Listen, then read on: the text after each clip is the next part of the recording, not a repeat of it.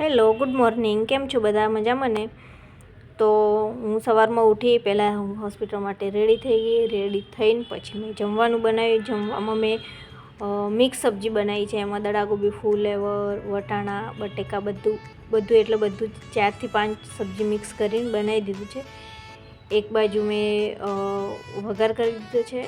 એના પછી હું રીંગણ કાપું છું. રીંગણ કડવા થઈ જાય ને એટલે તો હવે કાપીને સબ્જી નાખી દીધી છે.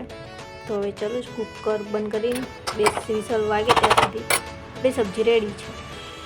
હવે રોટલી બનાવી દીધી. રોટલી બનાવીને મારે હોસ્પિટલ જવાનું હતું ચેકઅપ માટે, એટલે અમે નીકળી ગયા હોસ્પિટલ જવા માટે. આયુષના પપ્પા અને અમે 3 જણ પછી હોસ્પિટલથી પાછા આવ્યા. તો અહીંયા એક વરઘોડો જતો હતો એટલે જોયું. આયુષુ બહુ ડાન્સ કરે અને બહુ ગમે એટલે અહીં હોસ્પિટલ આગળથી નીકળતું હતું એટલે અમે જોયું. એના પછી અમે શોપિંગ માટે ગયા.